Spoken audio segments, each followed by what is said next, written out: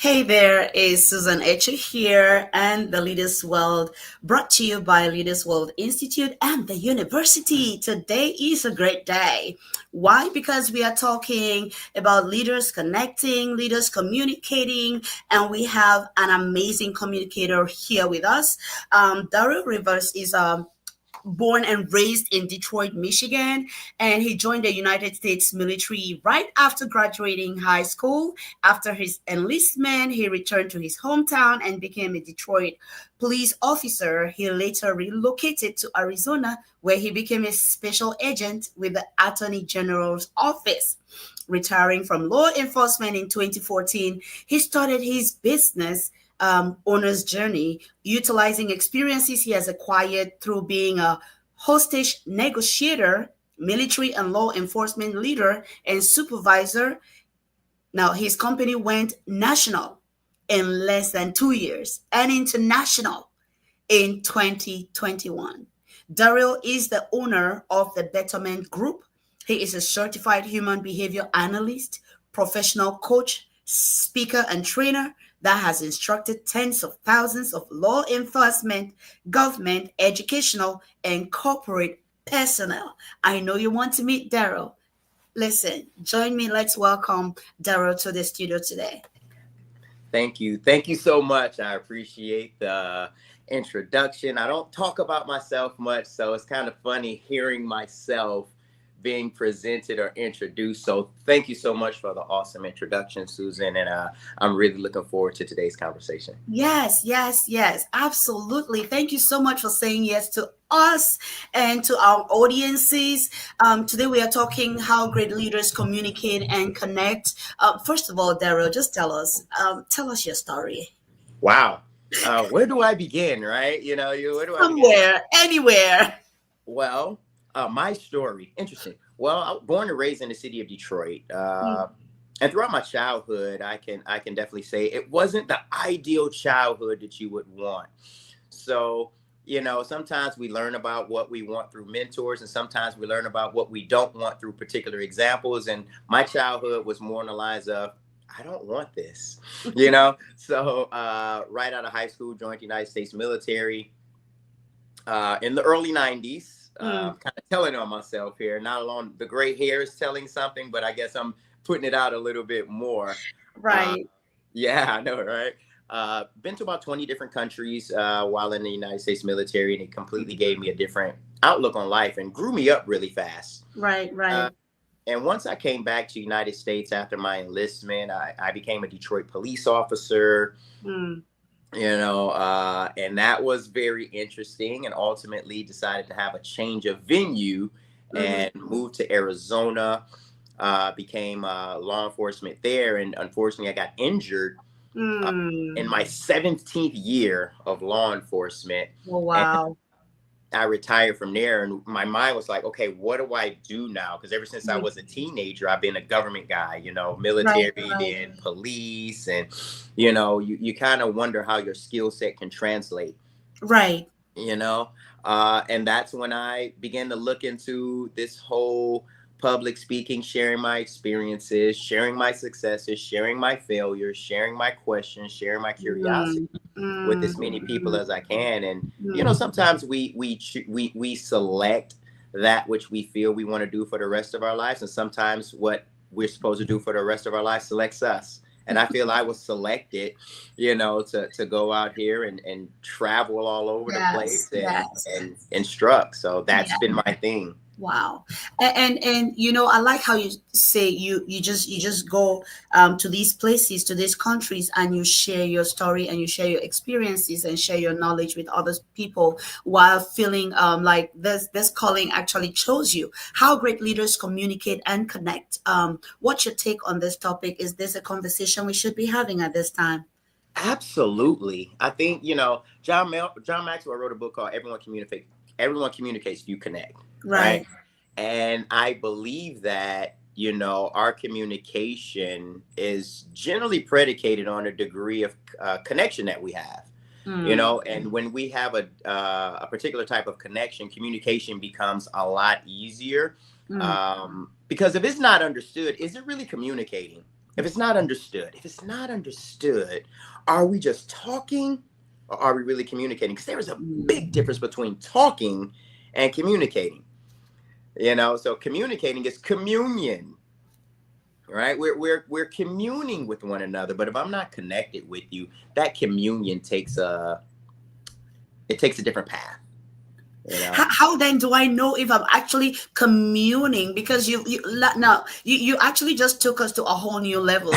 Because I know about communicating and connecting, but now you took us to a whole new level talking about communion. How do I know if I'm communicating? How do I know if I've actually hit the communion phase in my communication? How am I able to assess that?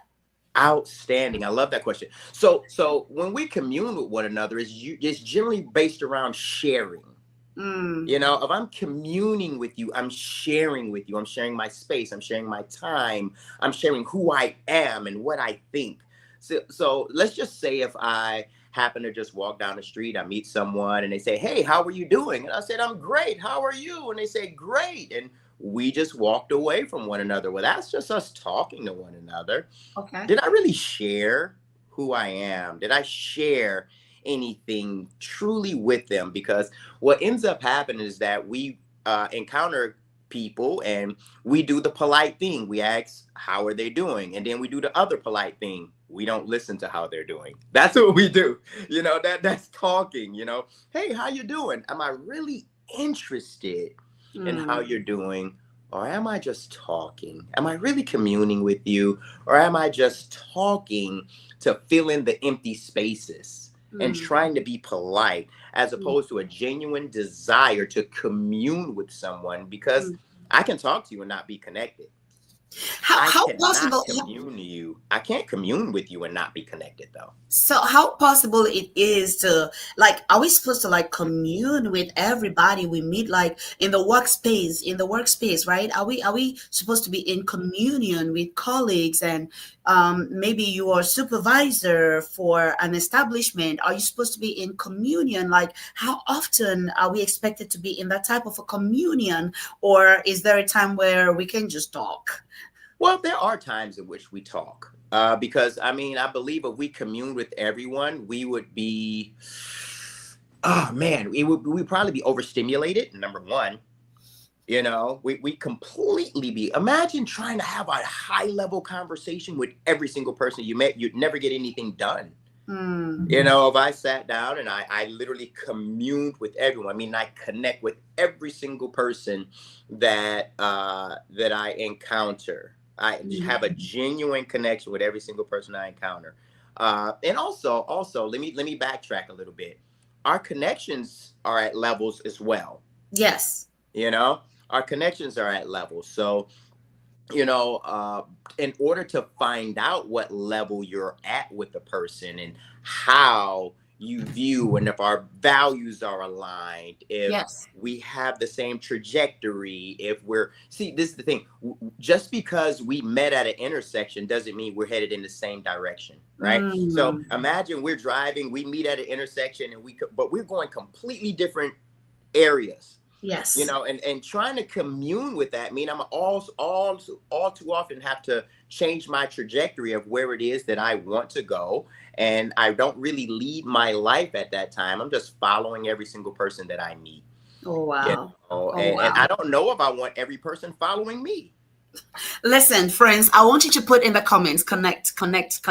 And if you have any questions, please get ready with your questions because Daryl is here and he's ready to answer your questions. Today, we are talking how great leaders communicate and connect. And we will, please, don't forget to share this because when you share this, you're helping to get your friends and other people to get the great content that we bring to you on the Leaders World. Also, please let us know what you think about how what we are doing so far. We are talking great leaders communicate and connect. And listen, put the word connect in the comments and we'll be right back. For your corporate and personal needs. Leaders World Institute, changing lives, one leader at a time.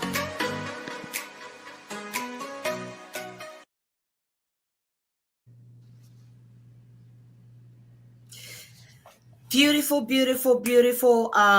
We are here on the Leaders World talking how great leaders communicate and connect. And my question to you, Daryl, is like, what mindset shifts helped you to transform yourself from somebody that merely talks to somebody that actually understands the power of connection? Wow, that's a good one. Uh, Sometimes we talk for ourselves, right? If I'm talking, I'm talking generally for myself, or out of kindness, right? So you ever feel that awkwardness to where, you see someone and you feel that awkwardness to where the polite thing to do is to speak, or the what's the word I'm looking for here? The certain I guess I could stick with polite, right? Or the correct thing to do The is to be appropriate thing polite to and do. speak. Yeah. Yeah, but yet when you're communing, there is a sharing, there is a transaction. How about that? There is a Mhm. transaction that occurs, and that transaction should generally add value. Right, right. If I'm talking all the time, then I'm sometimes I'm not adding value. But Mhm. when I'm connecting and communicating, there's a value add, a value transfer, Mhm. things of that nature. So, shifting from that is basically going into a deeper level. And we switch from talking to communicating. It's Yeah. almost like when you're leading someone, right? Yes. You can have a subordinate or you can have a follower. Hmm. So when I say I get promoted, and at the moment I get promoted, I may have been awarded the position, but I have to earn the leadership. Yes. So I have to ETR. So my I use this acronym, or ETR, for earn the right. So I have to earn the Oh, right. wait, wait, wait. Can somebody put in the comments for me, please? I don't want to forget this.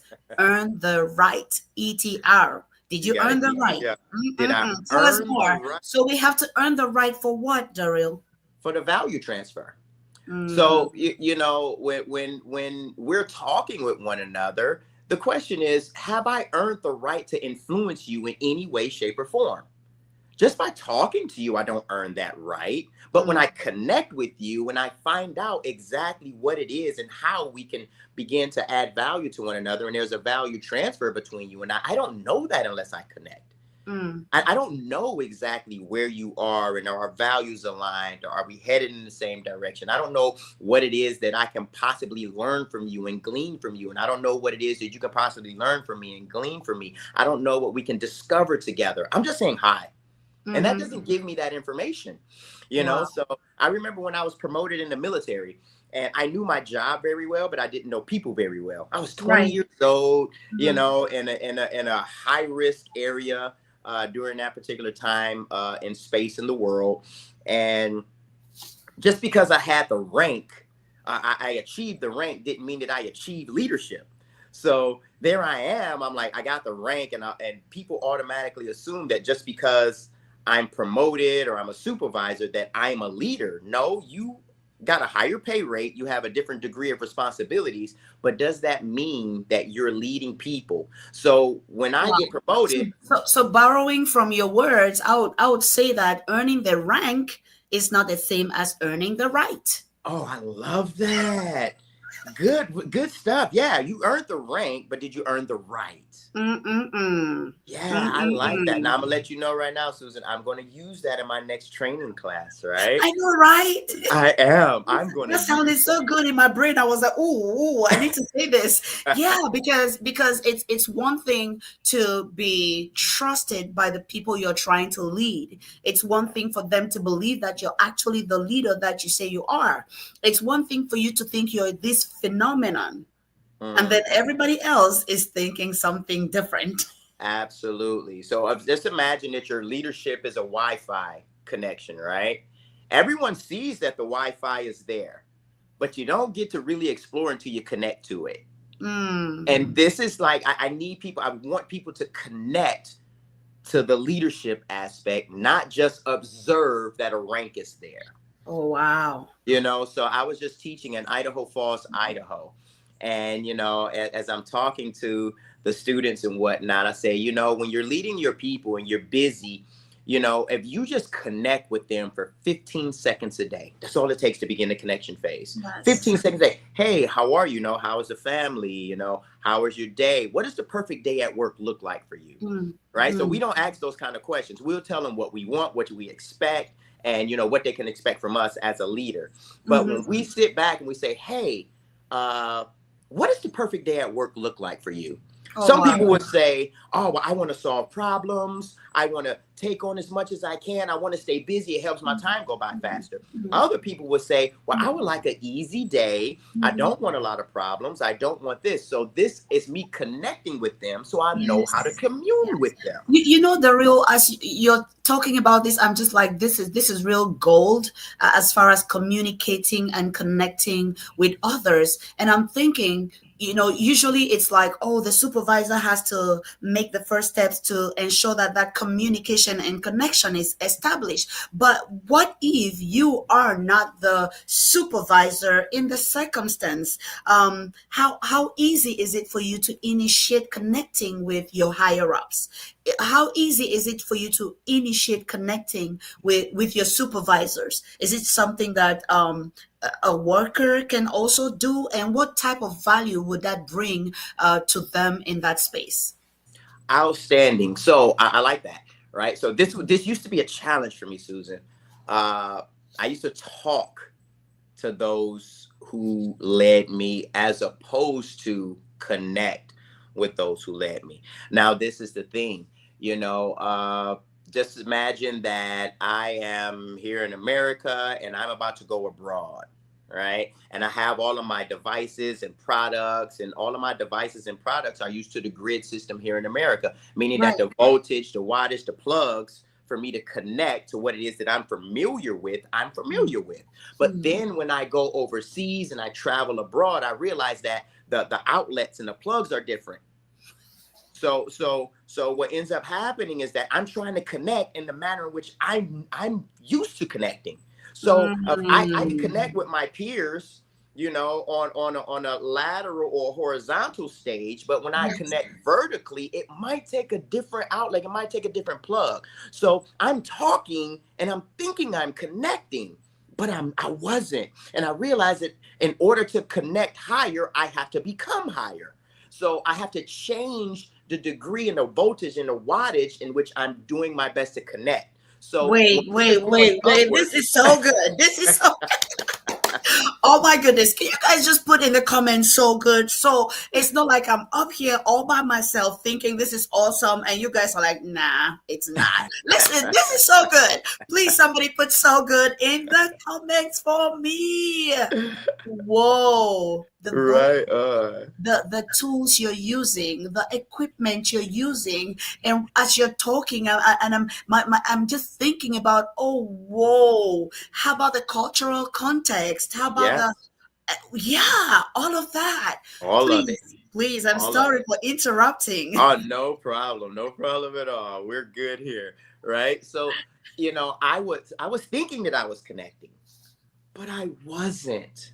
And I'm talking, but I'm not communicating because what's in my head is not being transferred to their head, So it's almost like, I like to use the comment. I like to use a statement, never argue with a blind man about what you can see. Right. So if we're going back and forth, right. And I see something, but the person doesn't see it. I'm just literally talking because there's no value transfer. There's no thought transfer because you don't see what I see or I don't see what you see. Right. So there's no true connection until we sit down and say, hey, I said this and whatnot. And based on what I said, what did you get from that? Because people will get something that you're not giving. So therefore, we're just talking. We're not connecting. There's no transfer of electricity. There's no transfer whatsoever. We're just talking. And both of us think we're communicating, but we're not. And it's always on a leader to make that connection. Now, just because the person has a higher rank than me doesn't mean that they are leading me. Right? So Okay. when we say, hey, I got to connect with my supervisor, just because I connect with my supervisor doesn't mean I connect with my leader. Is it possible? This is the question. Is it possible that the subordinate at that time could actually be the leader? Can you lead upward? Think Guys, about it. answer the questions. Answer the Right? questions Can in you the lead upward? comments. Now, really think about this one, Susan, because this got me when I became a father, right? When I became a parent. Wow. Wow. When the child So right now you're bringing us to look at connections and leadership from a whole new perspective of leading upwards, leading upward. because it's not just about the rank. It's about, do you understand what leadership is, and are you actually leading? Absolutely. Do you Oh, know wow. that our newborn children lead us all of the time? They tell us So when to get up. They tell us when to feed them. They tell us when to change them. They tell us when we can sleep. They tell us when we can go to the bathroom. They tell us all of that. They're wait, can we literally just call them leading. dictators? Can we just call them Oh yeah, they're dictators? little terrorists, man. Oh my God. Yeah, they're something else. But they're Well, leading us. yes, They're yes, leading yes. upward. They're leading upward. Mm, mm. They're leading upward all the time. Wow. Leading, it's for us to understand who we are and what we are meant to do in that space, and ask ourselves, in this space where I am I connecting? Am I leading? Am I growing me so I can lead no matter my rank? Like, what is the place of personal growth in leading despite rank? Oh, this is good. The question that we have to ask ourselves is, why do I want influence in this particular relationship? Mm. Right? And now mine said, why do I want influence? Right? Because sometimes our want is broken. Okay.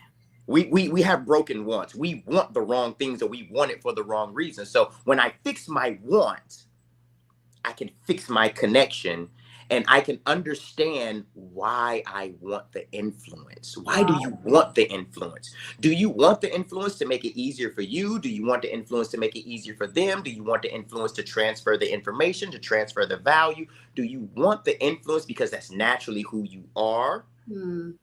You know, why do we want it? Why would I want to lead up? Wow. Why would I want to lead horizontally? Why would I want to lead those that follow me? Why do I want it? So this is going to actually govern, how we grow, because sometimes I can want it for the wrong reasons and I'm not growing. I may gain it. I may get the influence. I may get the leadership. I might make the connection. But if I'm making it for the wrong reasons, that's contradictory to growth. Yes.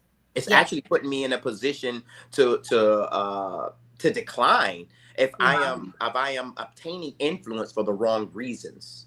Some people just like to be in control, right? Some people just like to be in control. Yeah. Some people like to make a difference. It's a difference in that. There's a difference. There's a difference in that. Wow. I like how you said, fix your want and your connection will be fixed. Yeah. Fix your want and your connection will be fixed, because that just helps us to understand about the whole value add, that the basis from what you're saying, from what you've been saying, to me it sounds like it's about adding value.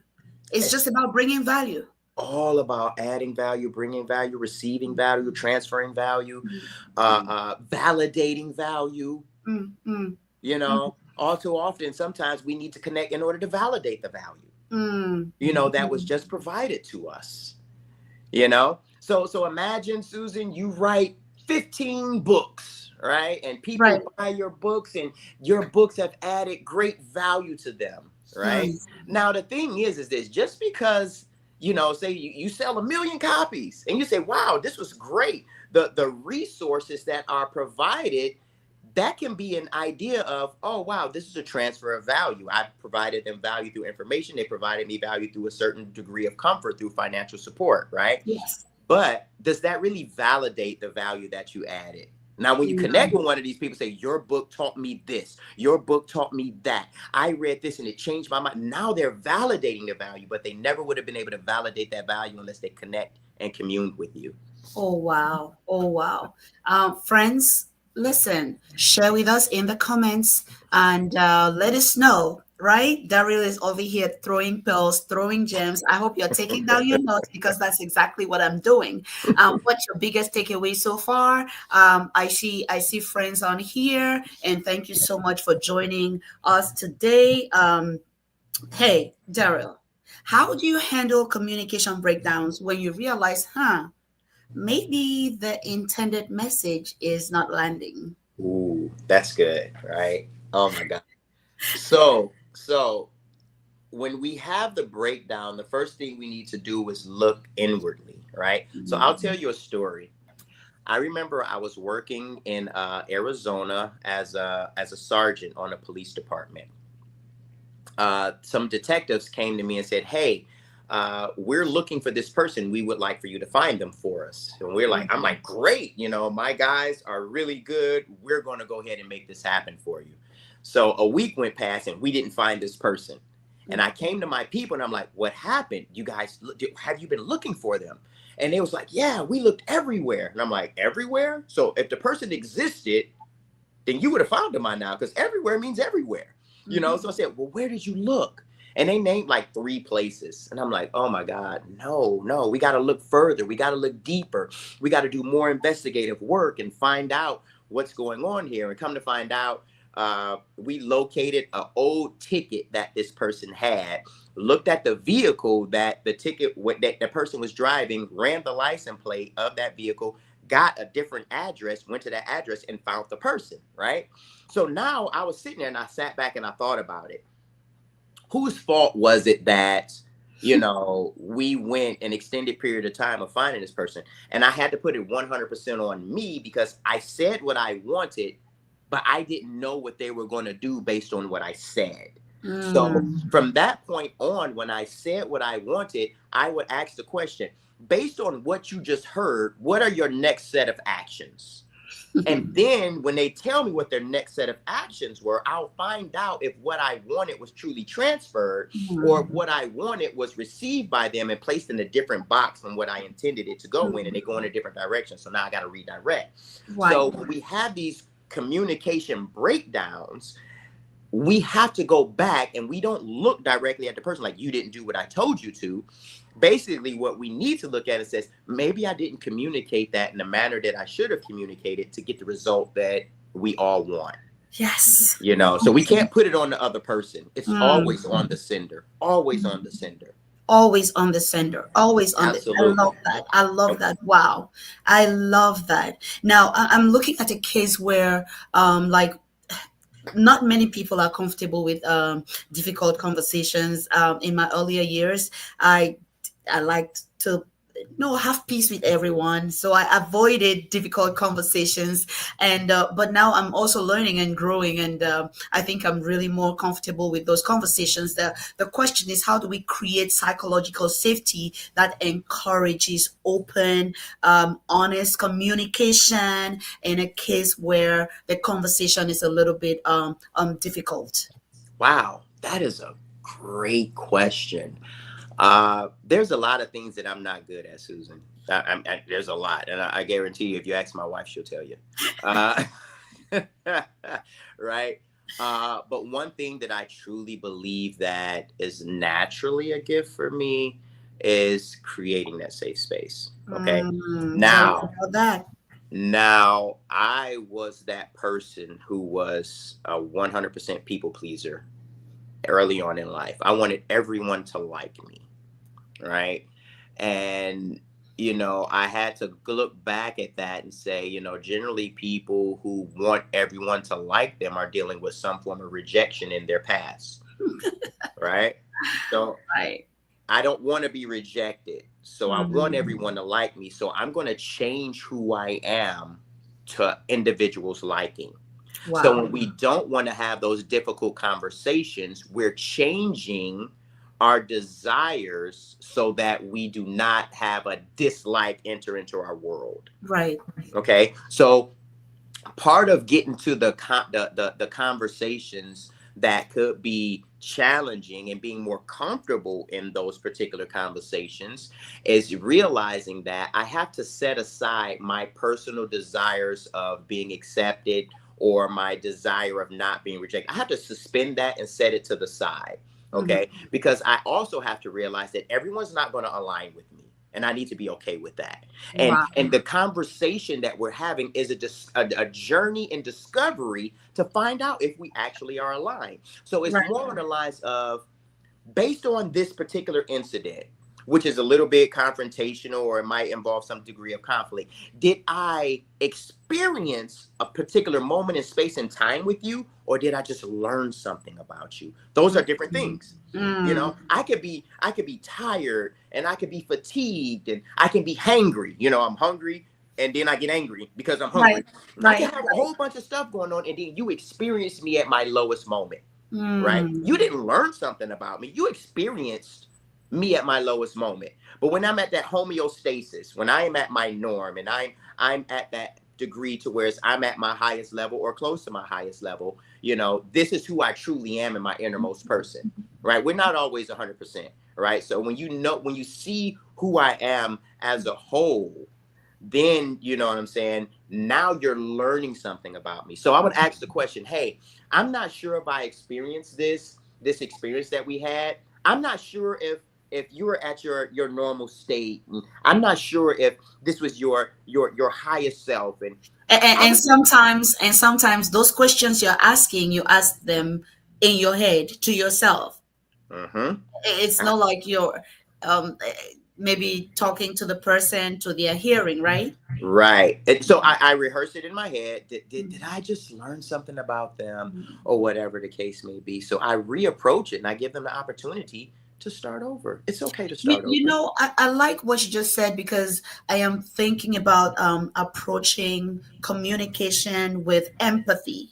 Yeah. Yes, approaching communication with empathy, especially in difficult situations, and giving the other person the benefit of humanity, right? The Yeah. benefit of humanity. Like what you just said, I really do love it. Listen, hey, let us know where you're joining us from. What part of the world are you joining us from? And what media are you on? Are you on LinkedIn, YouTube? Please let us know, and we'll be right back. For your corporate and personal needs. Leaders World Institute, changing lives, one leader at a time.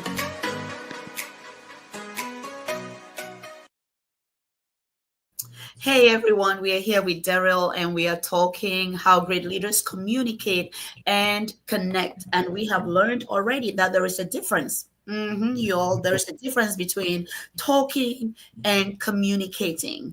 And Daryl took us even further to communion, to communion. And these are all different levels of communication. And we've learned a lot. And I was just thinking about the power of persuasion, the power of persuasion in communication. Tell us about that. Wow. Well, when we look at this, right, this power of persuasion, basically what we're saying is that this is what I think, and I'm going to communicate what it is that I think to a degree to where you accept it. Not only do you accept it, but you know your thought process is challenged by what it is that you have accepted. We can accept thoughts and not be challenged by them, right?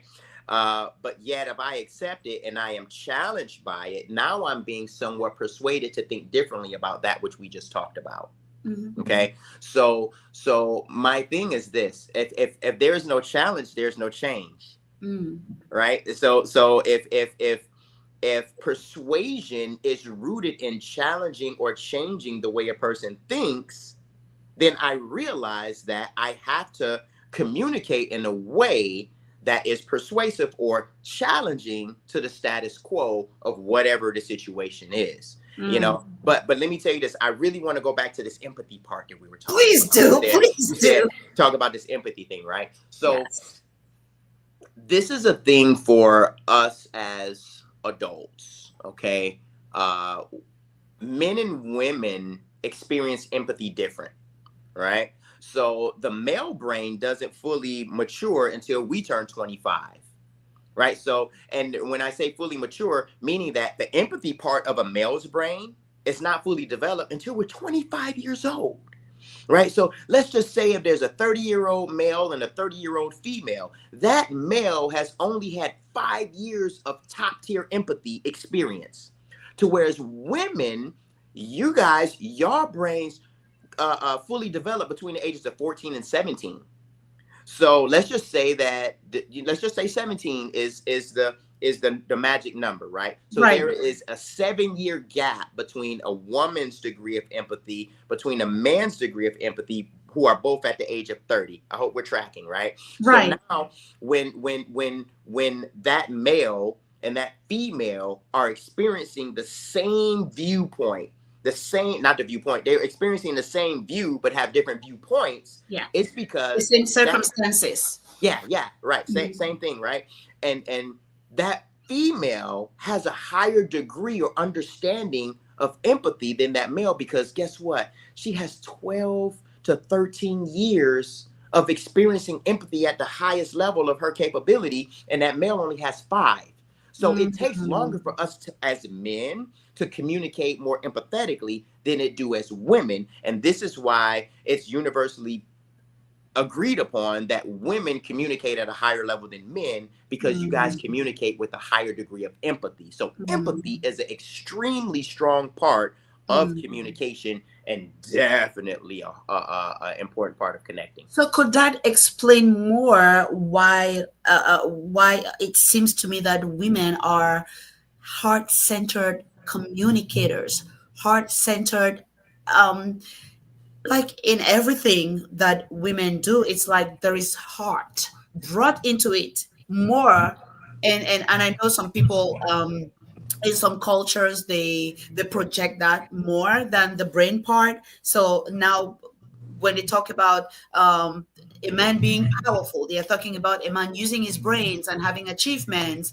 But when it's about a woman being powerful like that, it's like, ooh, she is too male, she's too masculine, because it's like the expectation is we should remain at connecting and relating with people, on a lower level, even deeply though, but on a lower level. Meanwhile, the men are supposed to maybe lead organizations which are considered the use of the brain, more than the use of the heart. I don't know. That was a lot, but I don't know if No, you I'm understood what I tracking you. said. I'm tracking you. So, Right. so you said that women are looked at as far as connecting on a lower level, but in actuality, women are connecting at a higher level, right? So we lead people, we manage systems. Okay, so people require connecting. Systems all the time don't require connecting. Right. Right? Right. If I'm managing a system, I don't have to have any degree of emotional intelligence to manage that system. To whereas if I'm leading people, I have to have a higher degree of EQ to connect with people. Yes. So when they talk about how at times men are leaders in industries and everything like that, or this is a male dominated industry and everything like that, most of the time, when we are making decisions in our businesses and our companies, and it's revenue based and everything like that, then yeah, there's little emotion in those particular decisions at times. So they'll say, hey, well, I want this guy to lead it because they're going to be bottom line results oriented. Now, Yes. if I'm 100% results oriented, then there's a possibility that I'm missing a people factor. Right? So Right. people don't quit their jobs, they quit their bosses. And if I understand that, then, usually when people have that lack of connection, there's high turnaround. But when there's empathy in the company, there's connecting in the company and whatnot, the turnaround is a lot less. So when there's empathetic type of leadership or type of connecting, and we automatically associate that with women and whatnot, the question is, are the women really connecting at a higher level, or are men actually connecting at a higher level? Just because we're obtaining revenue and whatnot doesn't mean that there's a high degree of connection. We're just managing a system very well, as opposed to connecting with our people. The question is, are the people being productive, and are they leading a great life based on you know, what it takes for them to be productive in that particular industry. Mm, mm, You know, so I wouldn't say that women would connect at a particular lower level. I think that the levels in which they're connecting is a higher degree of humanity. mm-hmm. But just because I'm at the top of a company doesn't mean that I'm connected. It more so means that I manage the system well. Right. You know, and Right. would you want to work with a person who manages the system well, or a person who leads people well? Both. Both, right? Yeah. Both. We definitely want both. We definitely want both. And I'm thinking about you just mentioned EQ. We're talking to the great leaders communicate and connect. Would you want to expound a little bit more about the role of EQ in this conversation? Oh, EQ, and then tell our audiences what EQ is, because we shouldn't assume everybody knows exactly what we are talking about. Thank you. There you go. Look at that empathy. Look at that connection you got going on there that I just missed. Right. Right. So EQ would be considered emotional intelligence. And a lot of people who study emotional intelligence recognize that there's multiple components to emotional intelligence. So there's generally 6 components to emotional intelligence, but I'll discuss 4. Okay. So number 1, we have the self-awareness, right? Am I aware of self and how I deal with my emotions and all kind of stuff like that? What gets me excited? What gets me, you know, amped up a little bit? What gets me kind of mellow? If I recognize what these things are, then I know what stratosphere or frequency I'm going to be in when it comes to how I deal with people. And then I have to have my awareness of other people, right? Or I'm sorry, my self-awareness, and I got to have self-regulation, right? So if I'm aware of a lot of times people say, oh, you need to control your emotions. Number 1, you don't control your emotions, you manage your response to them. We can't control our emotions. I can't go into my brain and say, feel this way, and automatically feel that way. Right. Right. I'm not going to be at a funeral and say, I really just want to be happy. Let me split this switch and not feel sad anymore. It doesn't work that way. Right. So I have the self-awareness that I'm feeling sad, but then I have the self-regulation of how I'm going to respond to it. And then we have what's called social awareness and social regulation. And when I say social, it means how my individual personality affects people in social settings, and am I able to regulate that? So this is my emotional intelligence. I'm aware of where I'm at emotionally, and I can regulate it. And I'm aware of how my particular characteristics and my love behavior affects people in social settings, and I'm able to regulate it. So I'm an extremely optimistic, gregarious, like to be around people and everything like that. So I have to be aware that this is who I am, right? But in settings where that doesn't benefit me, I have to regulate it. And if I realize that me being gregarious and wanting to be around people is great socially, you know, and then, but what if I don't feel that way today? I need to regulate it to where I'm that normal person, because I realize that socially it might benefit me. So if I have a low degree of emotional intelligence, then I don't know where I am and how I affect others and how I'm affected by certain things. And I am just leading by assumption or thinking I'm communicating and connecting when actually I'm just talking because my emotions are out of whack. Right. Wow, this is so good. And I like how you talked about it's not just about self-awareness, it's also social awareness, and it's not just about self-regulation, there is also social regulation. And it's not just about what would benefit you, it's about what would benefit you and the people you're communicating and trying to connect with as well. And I'm looking at, okay, in this conversation, can you throw more light on the difference between manipulating and genuinely influencing through communication? Absolutely. When we manipulate people, we see them as obstacles that are in the way of what it is that we want. So I need to manipulate your activity in order to get past you, to get ultimately what I want, or to use you to get what I want. So you're an obstacle or a tool for me to get what I want, right? But when I'm influencing, I realize that I have a unique way to add value to you because I have your attention and I have your buy-in. And what I do with that is going to genuinely add value to your situation, to your life, to your career, to your family, your overall well-being. But I'm manipulating you. It's 100% for me and my goals and objective. But when I'm influencing you ethically, then ultimately the end result is going to be a value add to you. Wow. So there's a big, big difference in that.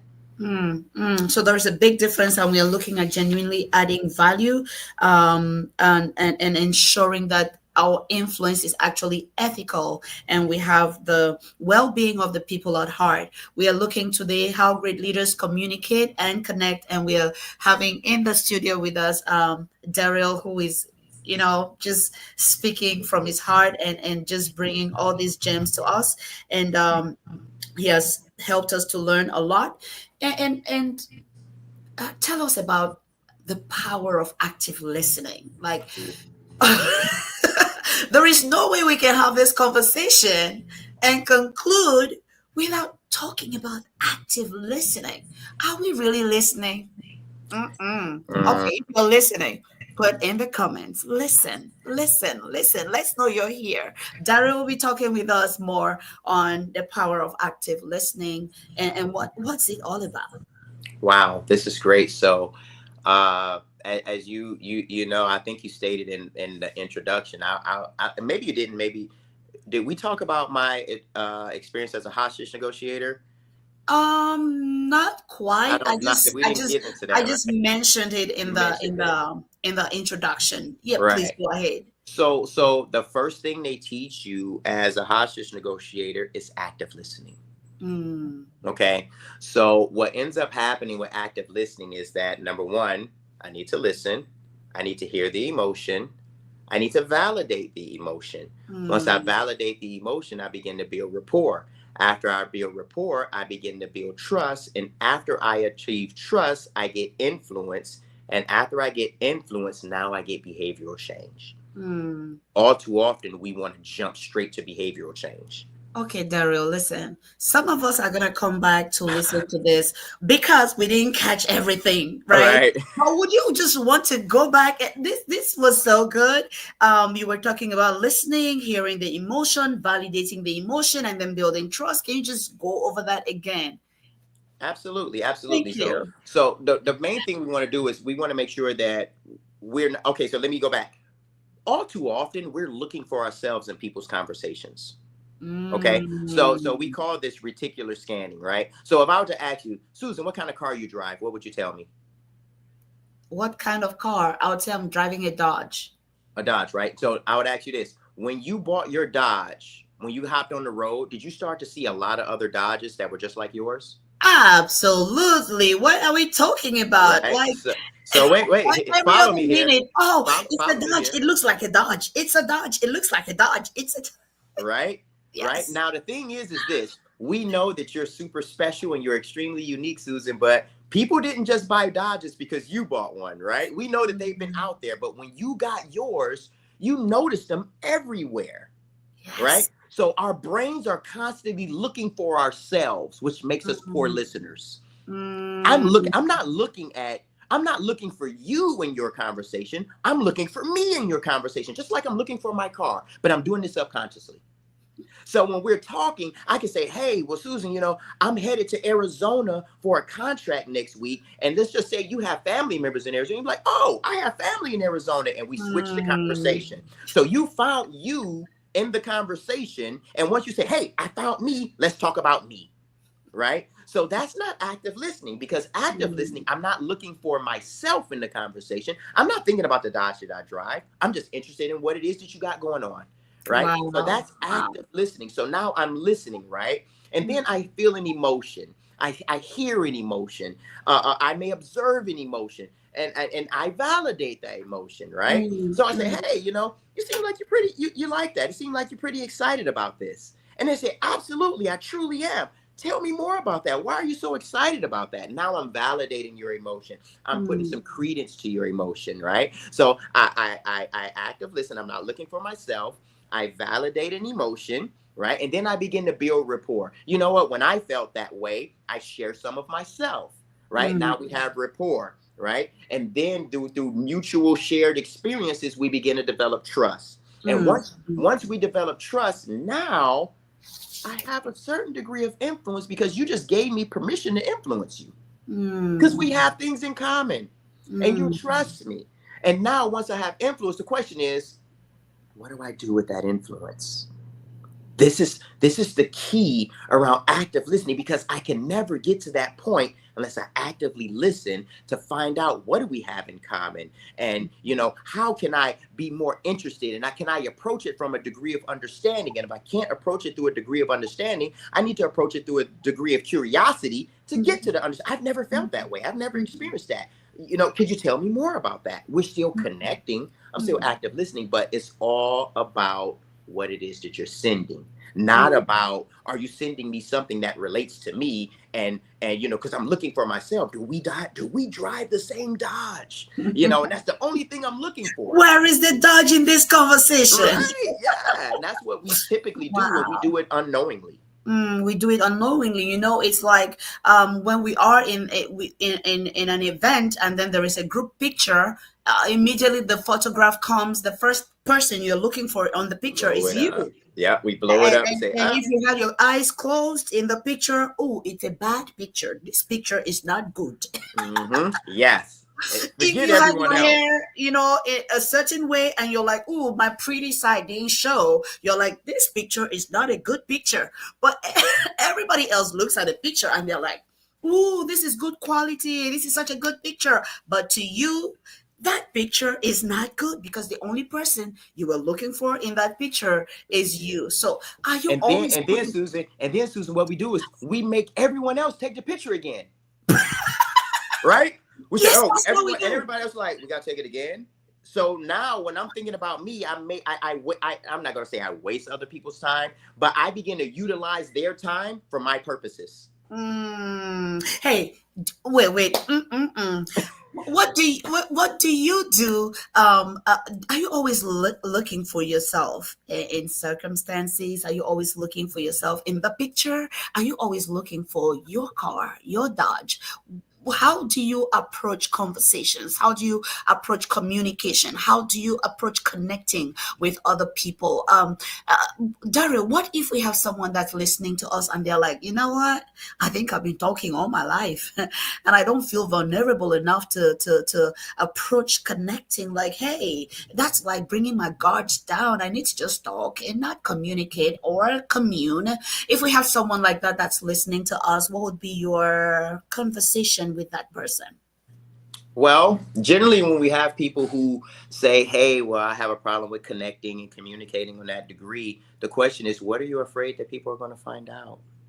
Why would you not want to connect? What's going to happen with this connection that you're fearful of? Because bottom line is that, and this is just in all transparency, the fear of connecting is an insecurity that we have within us. Because if I connect with you, you're going to know this about me. And I don't want you to know that about me. And the question is, why not?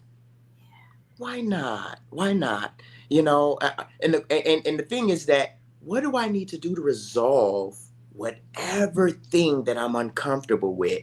Because if I can't connect with myself, I can never connect with you. So we have these people that live inside of our brains, right? And they're just different versions of ourselves, Right.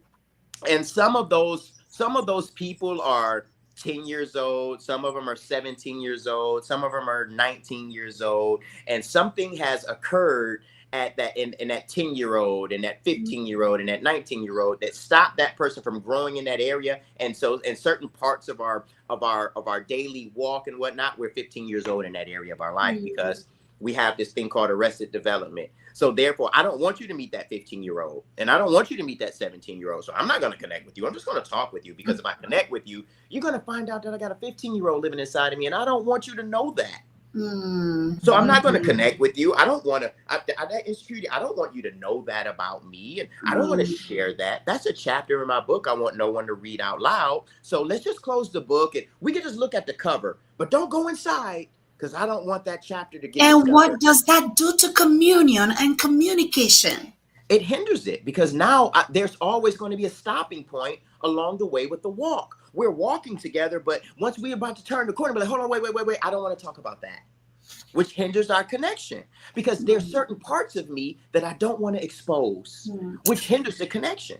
Right, right. You know, the real, I realize that when we actually connect with people, we are giving them the permission, as they are also giving us the permission to mutually influence each other. When we connect and communicate with people, we are giving them permission to influence us, and they are also giving us permission to influence them. And we know that true leadership is actually influence, and it's not about rank. You know, that's where the mutual understanding of the impact and essence of communicating and actually connecting comes in. Because when we put the guards and we are like, oh, I just want to talk, and okay, it's like talking at people, not talking with people. Yes. Yes. And imagine this, Susan. Let's just say that we all have barriers in our life. Yes. Right? So we let's all talk. do. Let's transform our mental barriers and put them in a physical form. Okay. So when I'm riding through a neighborhood, or you're riding through a neighborhood, and you see people with locked doors and windows and fences around their yard, it really doesn't bother you, does it? That doesn't bother you, right? Everyone has a door and windows and gates that they have closed, right? Those are boundaries and barriers that are placed so that people cannot just enter in anytime they want. Those are physical boundaries, right? Yes. Now the thing is that we have locked doors, closed windows, and fences in our brains and in our character. So when someone comes up, they have to knock and say, "Can I come in?" And if your inside is messy, you're going to say, wait, let me go clean up first before you come in, right? If in my physical home, hey, well, wait, let me clean up first. I got some things out I don't want to have you see and everything like that. Let me clean that up first, and then I'll let you in. Well, it's the same way in our minds and in our hearts. I got to clean some stuff up before I let you in. So we don't connect. We keep that barrier up. So I don't want to connect with you. I don't want to commune with you because there's certain things within my mental home that are messy right now. And I don't want you to see that. So this is going to hinder the connection. I'm going to talk to you through a screen door because I don't want you inside of my mental home. Right.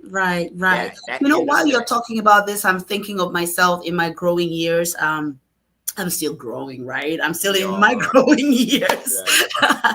But I remember when I was much younger, like in my 20s, my early 20s, you know, I had some friends who like had the courage to tell me, you know what?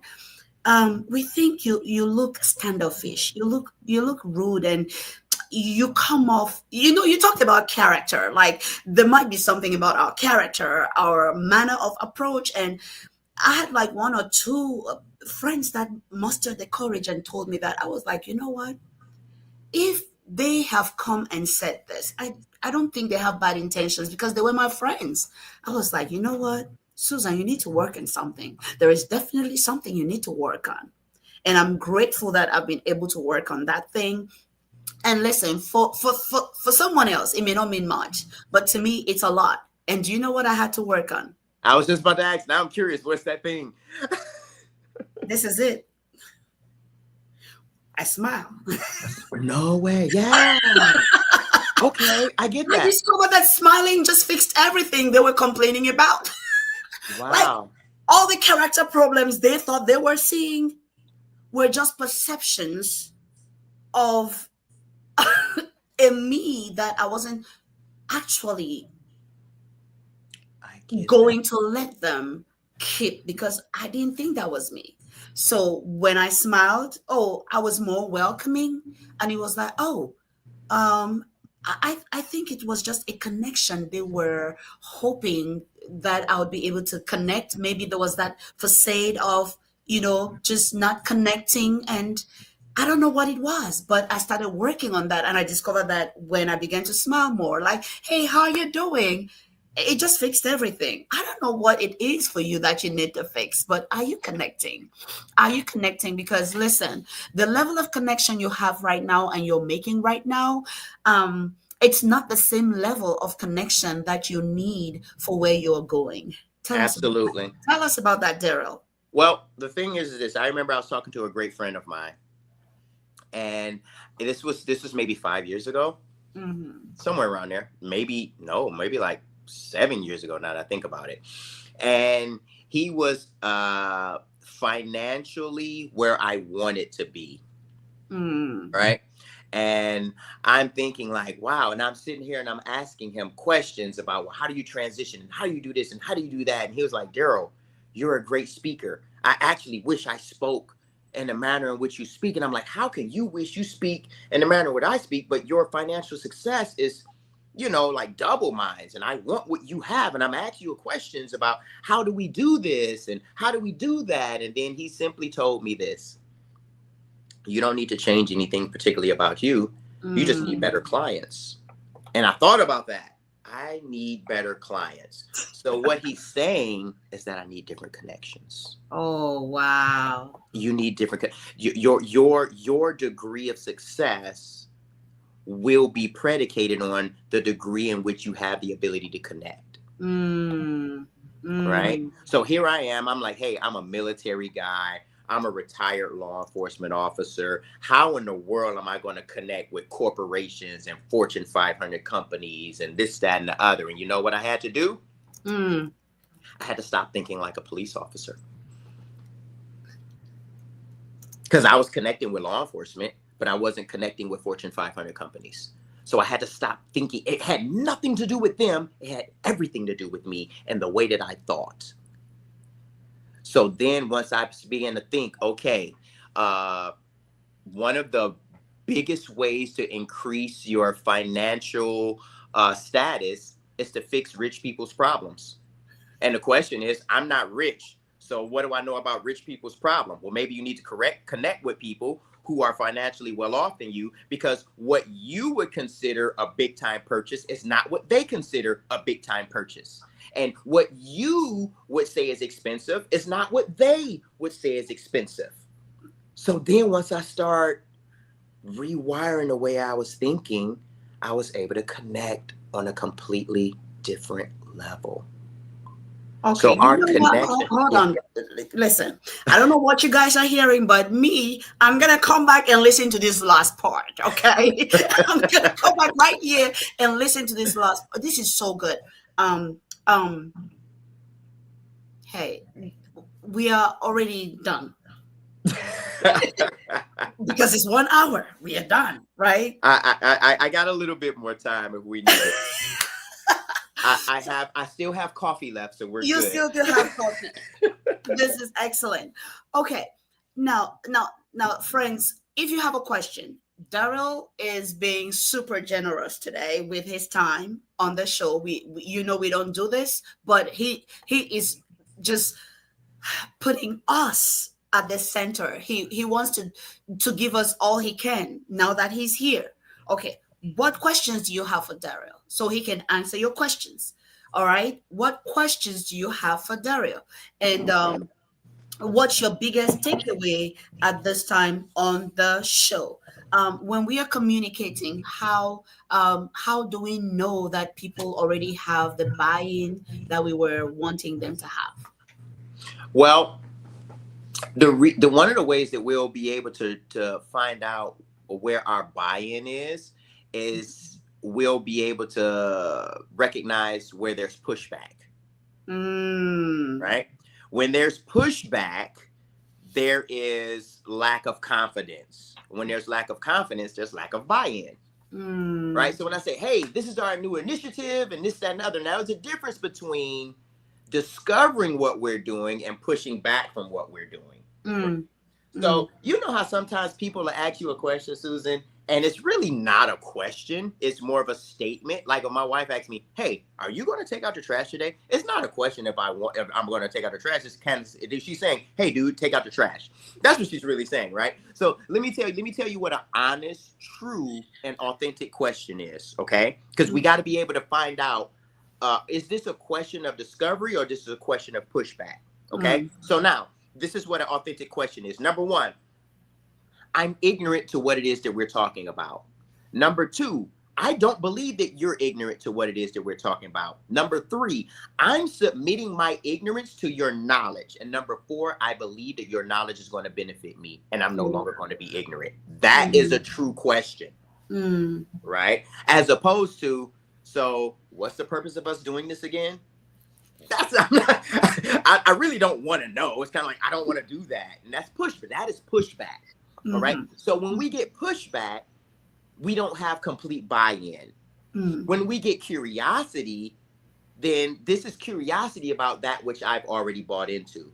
I hope that helps. You know, when we say, how do I know if people are completely bought into what it is that I'm doing? Absolutely. Yes. Then, yeah, it's kind of like, this is how I recognize it, because, you know, when there's complete buy-in, people say, I'll follow this person anywhere. I got you. You know, you one word, I'm there. That's complete buy-in. As opposed to, why are we doing this? And why do I have to do that? And can we pick somebody else? And, you know, did we really think this through? You're not really bought in that particular area. Right. Yeah, that's not mine. Yeah. So we have different people that watch the podcast. We have accomplished leaders, we have emerging leaders, and people who are still like just finding their path on this leadership journey. They're gonna come watch this show. Maybe because they saw you on the show, or they just maybe like the handsome dude on the on the flyer, or I'm looking for that guy. Where is he? Or maybe they just is he behind me? He's right there on the screen. Or maybe they just like the topic. They just like the topic. There are very different reasons. Now, what would you tell our audiences? What would you tell our audiences? Just speak from your heart about connecting, about communicating. Please go ahead.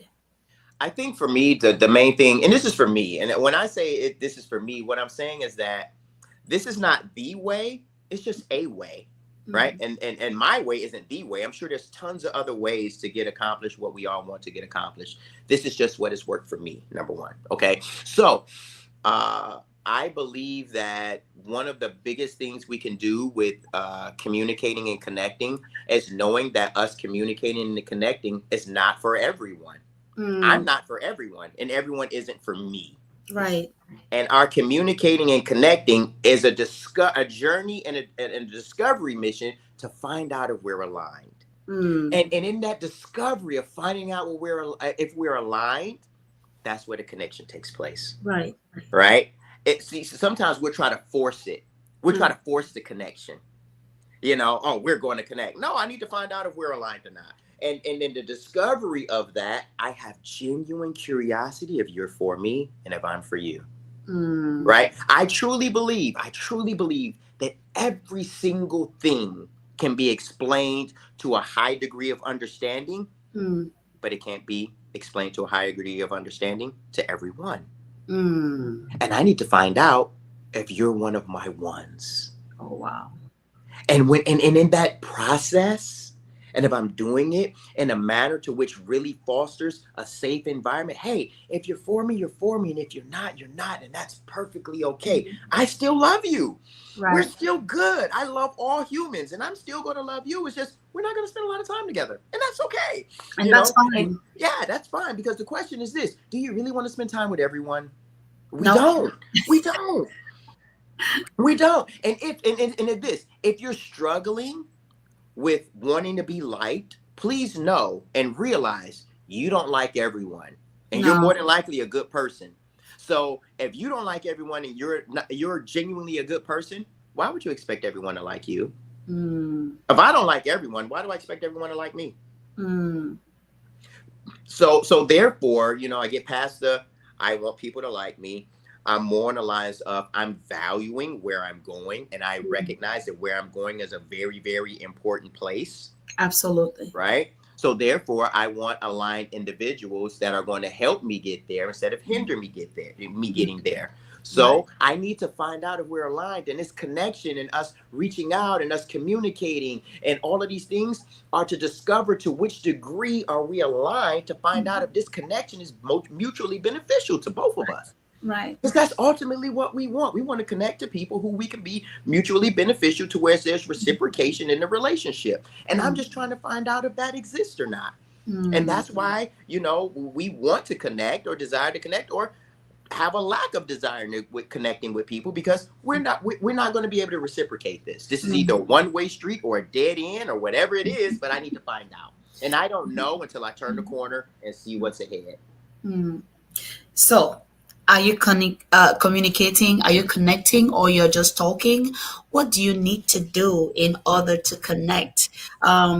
We have come to the end of the session today, and we are saying thank you so much, Daryl, for taking this time out to hang out with us. It's been a beautiful, wonderful time. We didn't even know when the time passed by, and we've been talking how great leaders communicate and connect. And yes, you have a natural gift for for communicating, and we could just sit here for 2 more hours, but we have to be respectful of your time and respectful of our audience's time as well. So we are saying thank you so much for your time, and that would be it for today. Thank you kindly. I so appreciate you inviting me to your platform and allowing me to just genuinely be me. And thank you so much. You're an awesome communicator and connector. And, I just appreciate the opportunity to genuinely share what it is that's on my heart. So thank you so much. And friends, we'll see you on the next live. Bye, everyone. Bye. For your corporate and personal needs. Leaders World Institute, changing lives, one leader at a time.